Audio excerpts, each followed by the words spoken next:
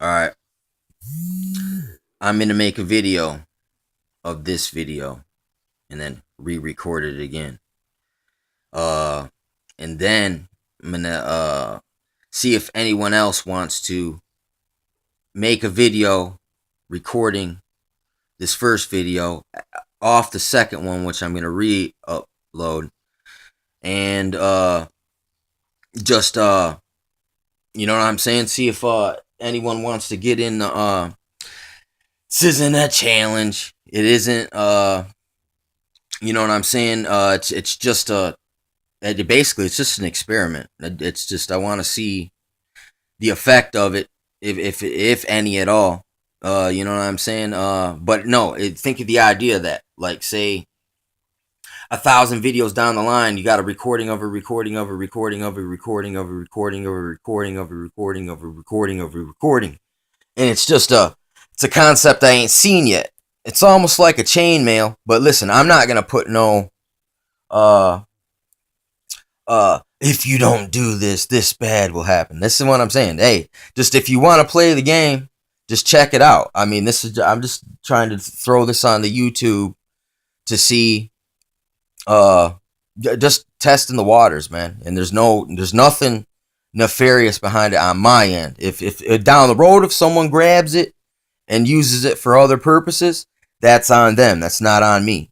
This is just a gesture of of friendship, basically, and just goodwill towards the community out here, because I appreciate the community. You know what I'm saying? Because I see a lot of people who have inspired me and informed me and taught me many good things, not evil things, but good things, because of this information sharing. And they've allowed me to see into their lives to certain extents, and they've revealed things that puts them in kind of harm's way sometimes. Putting your information out these days ain't.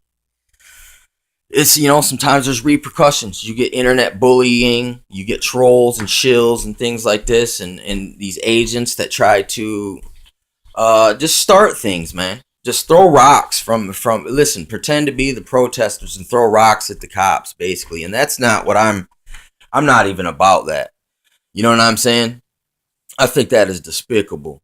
You know what I'm saying? It's like, all right, listen, if we're gonna start getting into these other games, you got to be honorable about it.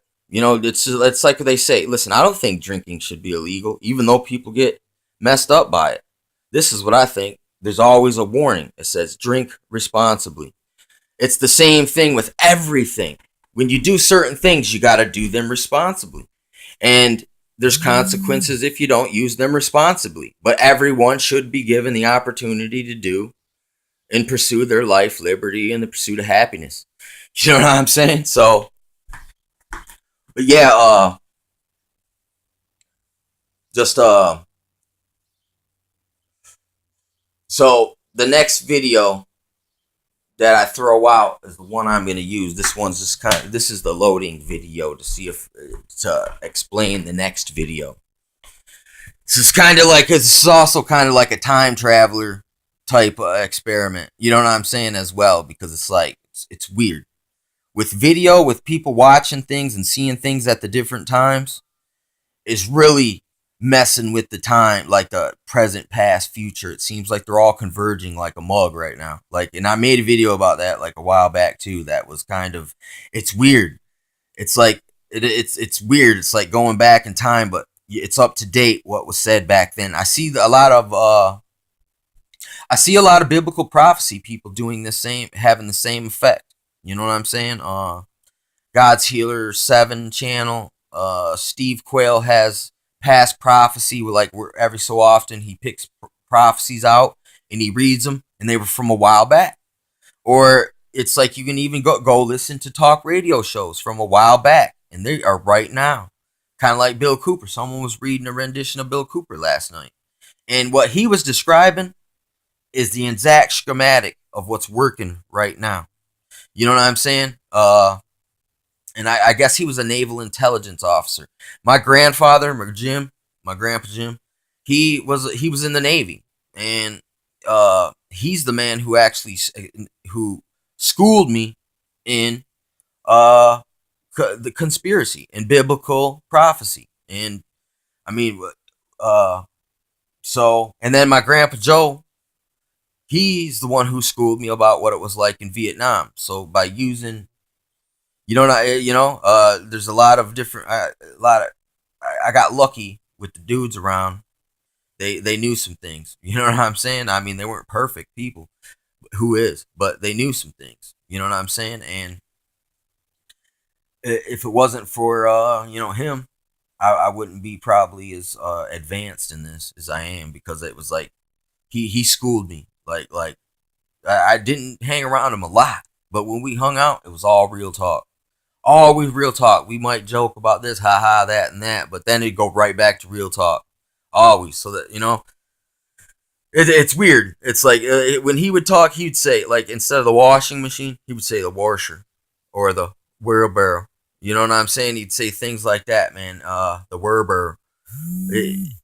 Because he's a southerner, I guess, or he picked it up in the Navy hanging out with southerners, whatever. But it's kind of like, listen, when I hear Alex Jones, regardless, you know what I'm saying,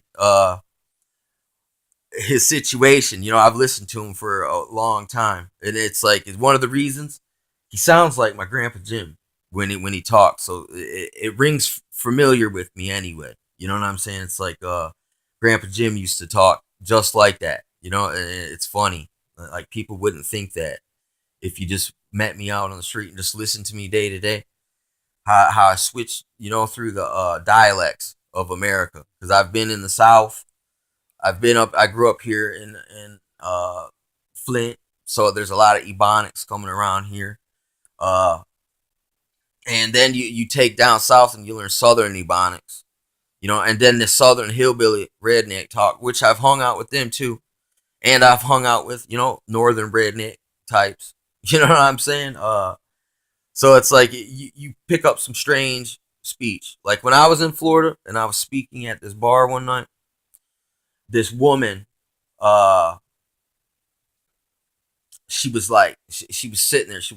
We weren't even having a conversation, me and this woman. She looked at me and she goes, Chicago. And I goes, close. I was like, Flint. She was like, Detroit. Because, I mean, it's for some reason, people get the Flint and Detroit thing, like, confused. That ain't from, I guess, from this area. Even though, yeah, we're basically cousin cities. You know what I'm saying? Detroit's kind of the bigger one, though. You know what I'm saying? But Flint's just got a reputation just for being the wild, wild Midwest. And it is. But, we got like people like Michael Moore, that he's from this city, even though I don't agree with him. Like, I mean, some of the things he said on 9/11, Fahrenheit 9/11, were okay. It was kind of revealing, and he did touch on certain issues. But when it comes to gun control and shit, he's part of the agenda. And then he also kind of exploited, like, black exploitation films. He did a Poe exploitation of Flint in a couple times, which is kind of a way of pimping the Poe. And I don't really too much respect that. In the name of some kind of noble cause, but it's not really. He wants you to get your microchip. Like Aaron Russo was talking to the Rockefeller guy. Michael Moore's on that level, all right? So he ain't no better than Bush.